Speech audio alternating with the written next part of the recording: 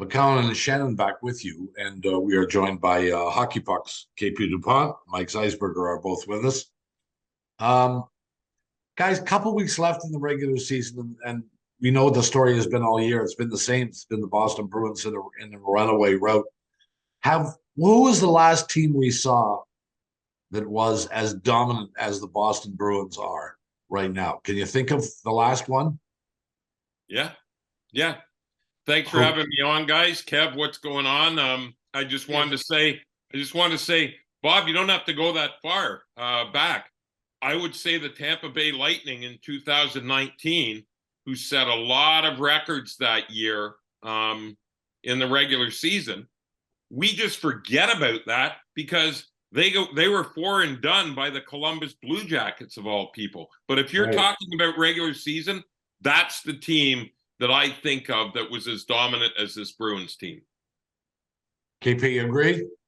Yeah, and frankly, Florida last year. Florida had a great run to the President's Cup and played played okay in the first round, got bounced in the second round by Tampa, but they had a very solid year. So, I don't know if there's any sort of lesson from any of it. I would say I would agree with Z that Tampa's the best case, and that was unfathomable that they got erased in 4 straight. But such is the endless lesson of the playoff, that you can go in, and in their case, usually not the case when you have the world's best goalie, which I still think they do.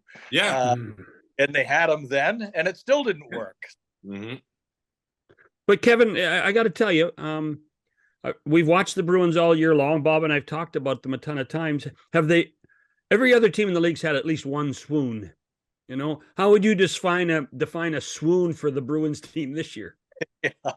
Well, the only swoon, and it's laughable to call it that, was just a couple of weeks ago. They lost 2 straight in regulation. So they played poorly against Detroit, and frankly, Detroit even in their own building here the day before was pretty good, but Detroit's got some sort of at least sort of nascent shape to it now that's coming around. And then Bruins went to Chicago and just played horribly there. So yeah, there's really been no wrinkle. And if you go back right from the start, they consistently get on the board first. They consistently don't trail after 2 periods. I think there's only been 14 games this year out of 73 that they've been down at the second period. So they have been legitimately dominant. And that said, we measure dominance here, of course, because it's who we are. We do dominance by those big bad Bruins teams of the late 60s, early 70s, and they certainly don't have the equivalent of Esposito and Hodge. I guess you can say they do in Cheevers with Ullmark. We've yet to see it from Ullmark in the playoffs, but they're not that team. But I don't know if any team can be that team anymore. Well, what was the flaw in the 19 Tampa Bay Lightning? There really wasn't one. And so nobody anticipated them going out of the playoffs that early, and especially in the manner in which they did. So is it possible to anticipate the same thing could happen to the Bruins or not? Well, I mean, I think Kev brought up a great point. I mean, as great as Ullmark has been, and Swayman as well, let's not forget about him. Their track record in the playoffs is totally unproven.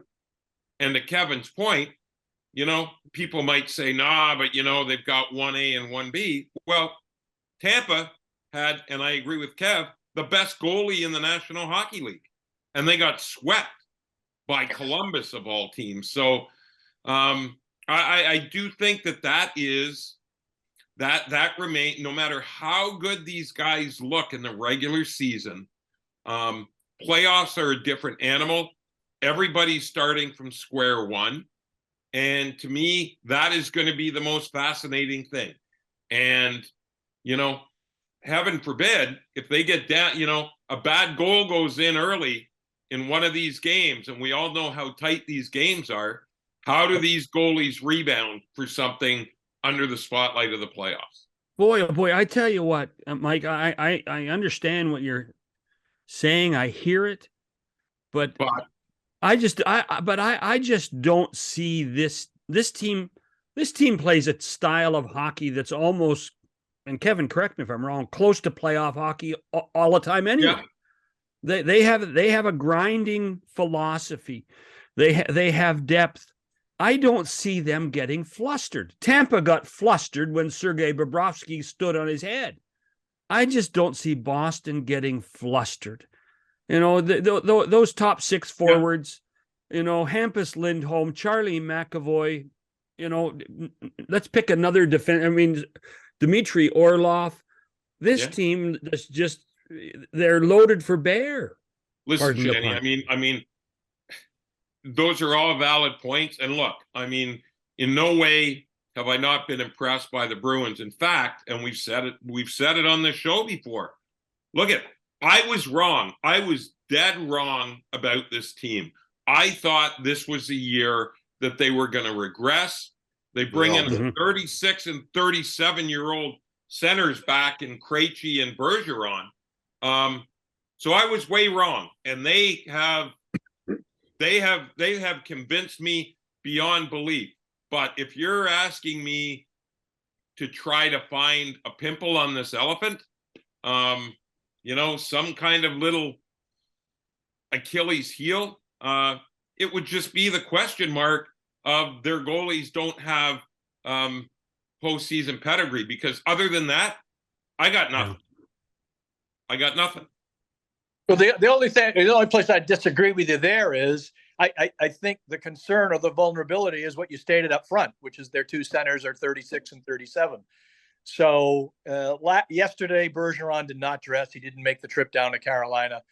Krejci's been relatively effective, not a goal scorer of late, but that's not his calling card anyway. So going into 4 rounds, the need to win 16, the potential to play 28 more with those two guys spiked at the top, I think that remains their vulnerability. They have rest them. What's that? What do they need? Well, rest them. What do they need to play for? They got nothing to play for right now. I totally agree with you, and I would have been resting, especially Bergeron, the last 3 to 4 weeks. Now he's the captain, so I think it's still it's in his DNA, his constitution, all of that, not to come out anyway. You're talking about a guy who came right back after a collapsed lung in the playoffs in third. That's right. So he's a tough nut. Doesn't portray that. I mean, he's as mild-mannered off the ice as you can imagine, and a wonderful guy. But these last 30 days, I would have been tapering him off. I would have not been playing him back to back. I would have not been playing him 4 and 6, and I've got a whole whack of those, as everybody does. So I think that is, and again, they have played against that all year. They've played wonderfully, but it's, as we know, it's a long season. There'll be 82 behind them, potentially with 28 ahead of them, and I would have given them some rest. We've now seen approximately 70 of 80 games, and I think all fans have a good idea of what their team looks like, will look like, should look like. So try and define, if you can, KP, I'll throw it to you first. What should you be looking for in your team that would give you some indication that they may do well in the playoffs? Because we have a whole whack of teams that there may be as many as 20 teams that are close to equal. So what do you think?